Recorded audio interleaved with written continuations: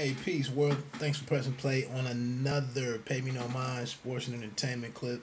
I'm the man here that does all the cooking wood. Um, some entertainment thoughts. Did a live stream earlier off camera on Paramount Network's family drama featuring veteran actor Kevin Costner. It's called Yellowstone. With better planning, I probably should have done a live stream on this topic, this show, which is FX's Snowfall. Um, I tried to do a live stream last week and group a couple of shows together. Ended up being an hour. Tried to talk about Yellowstone earlier. Ended up being, I think, maybe 30 minutes. So, hey, what can I do? Like I said, I guess my premise behind discussing some of this entertainment stuff is maybe you don't have any friends or companions who care about something that entertainment wise that you care about and don't get anything from discussing these things with them.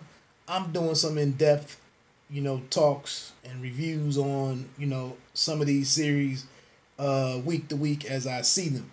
Another show I really strongly recommend, at least checking it out, is Pearson over on USA, which stars Gina Torres.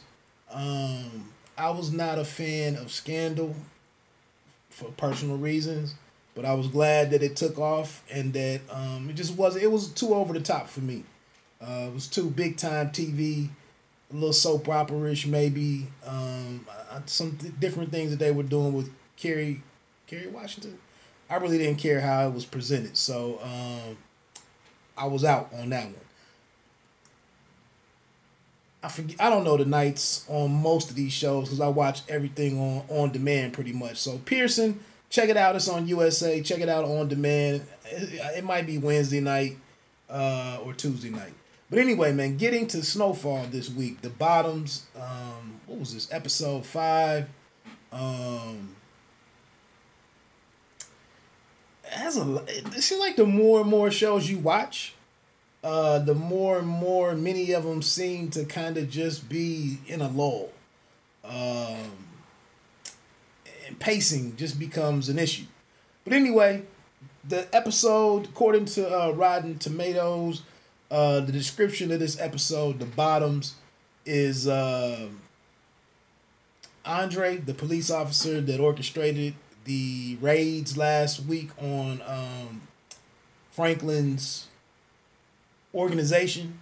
Andre lets his guard down as he celebrates the LAPD's victory. Teddy questions Franklin's ability to control his operation, then suffers a setback of his own. Somewhat of a slowdown episode. I don't know. Who am I to talk about how they lay these things out? Let me see. I just wanted to see how many episodes we're even planned for this season, if they have that out here. Looks like only 8 episodes are planned. That would be interesting if it's only 8, but in total, I thought they've had more than that in the first 2 seasons, but maybe not. But anyway, The Bottoms.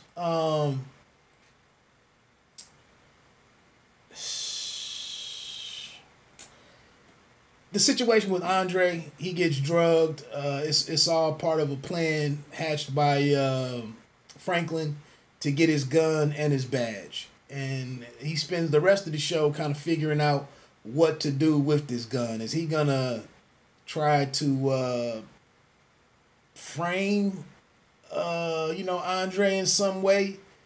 That would seem to be a little difficult. And Franklin's a genius on here. He's a brilliant kid. Even school wise, he was a very astute student and whatnot. But damn, to orchestrate framing an LAPD officer would seem a little over the top.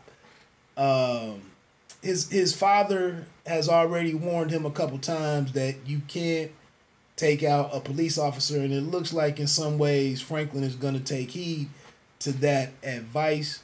But what he's done, what Sergeant Wright or Andre has recognizes what's been done to him, and he's further getting his plan into action of how to just remove Franklin and carry out this war that he said that he declared one-on-one to Franklin.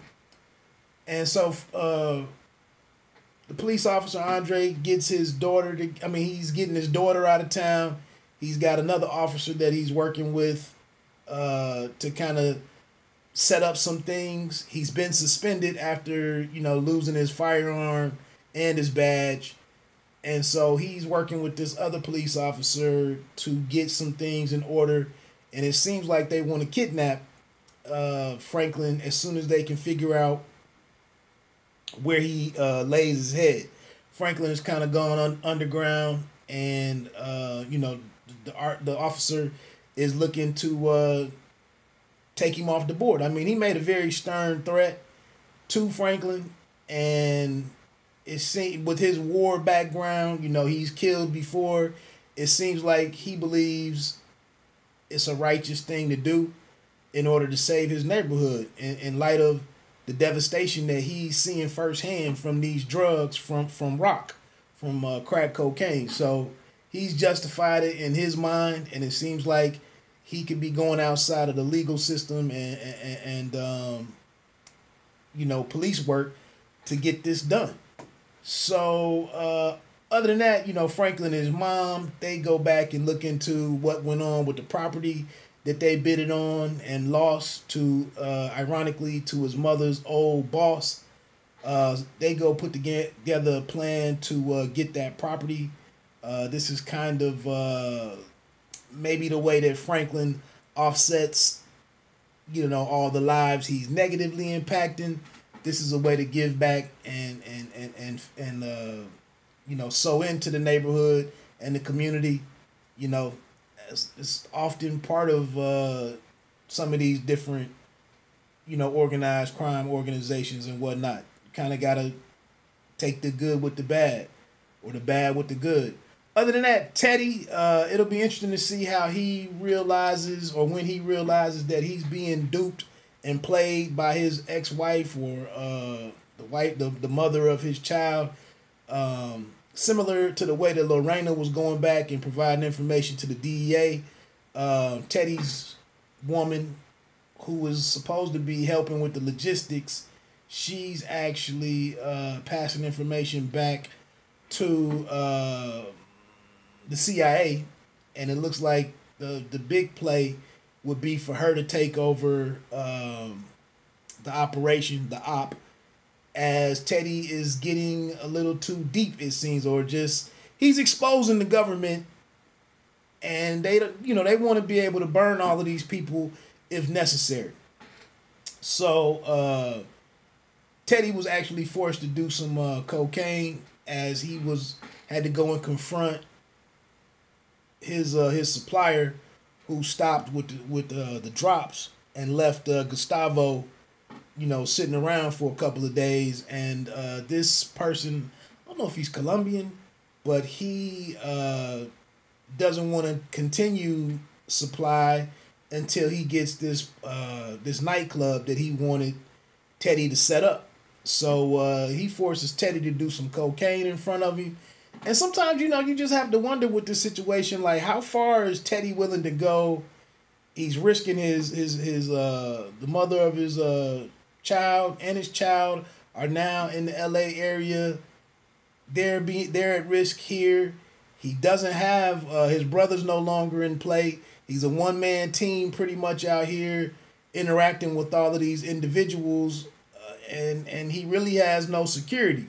So he's kind of, in my opinion, he's kind of given a lot of ground in trying to maintain the control. He's basically steering this thing wherever he needs it to go, with money and and with dealing with people that are desperate, like a Gustavo. And it's just all, this little system of politics that he's running.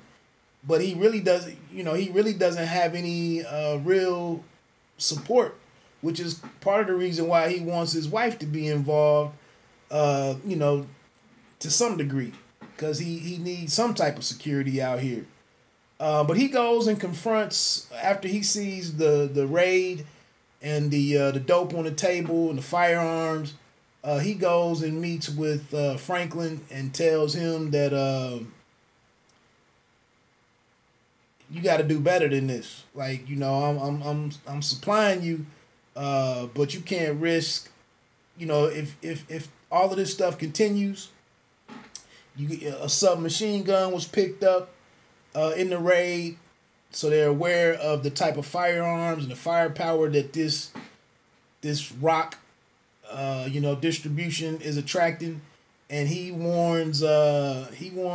warns Franklin of, when the government really had to get hands on with the dope game down in Miami, and how they shut that down by, really focusing a lot of resources and effort strictly on that area. So he reminds Franklin that you need to keep all of this stuff quiet, because this can get out of hand and all of this could go away if you attract the wrong attention.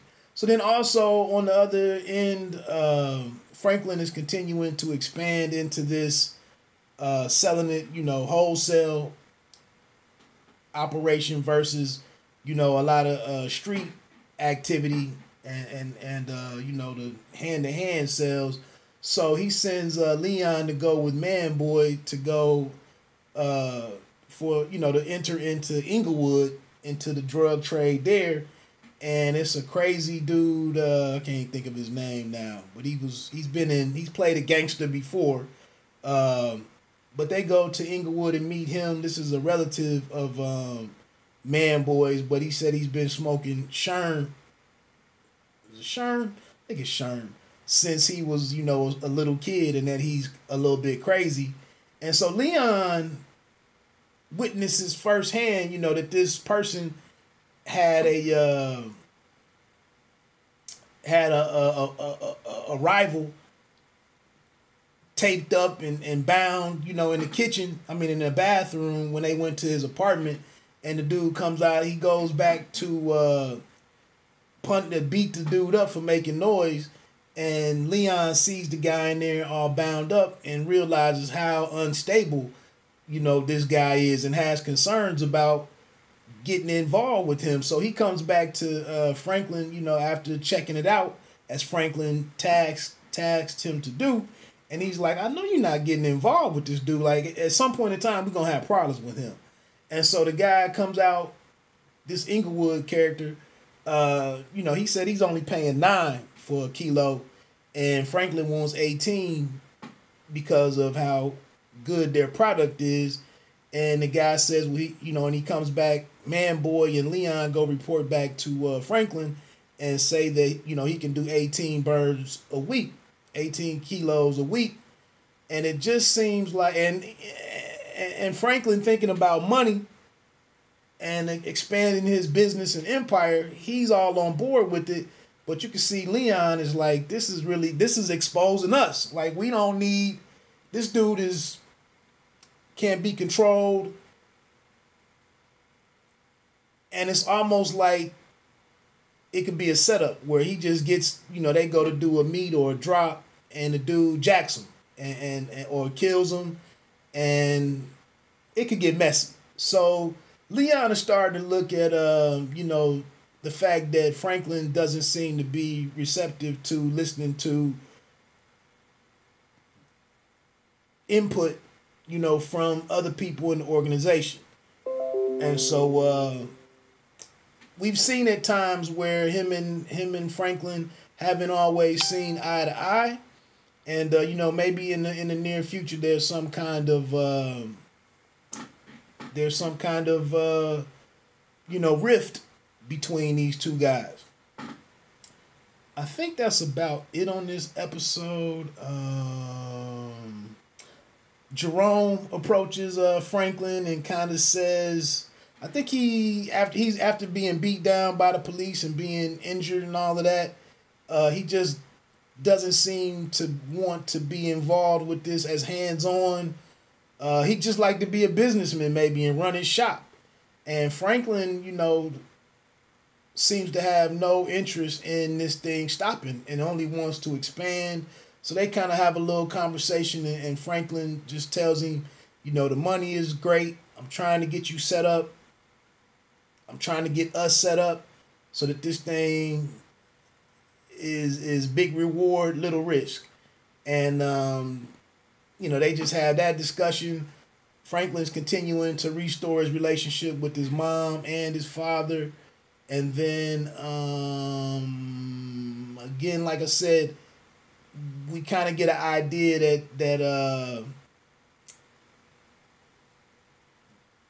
that Teddy has some issues with his organization, the CIA, and he could be either removed or, removed permanently. Although I guess his ex-wife wouldn't allow that to happen, but she seems to be a company person. Which I guess Teddy is is a company guy also from a different perspective. But other than that, we basically see that there's one final thought that I had.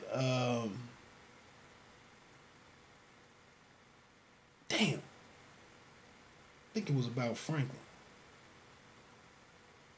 I forgot just that quick what I wanted to say. It was something that I'm sorry, it was about Teddy. We can see that the DEA is getting ready to confront Teddy about the disappearance of Lorena. So that's pretty much, going into the future and then recapping what happened this week on The Bottoms. I'm going to get on out of here. Hey, have a great rest of the weekend. And remember, you don't have to be great to start, but you have to start to be great.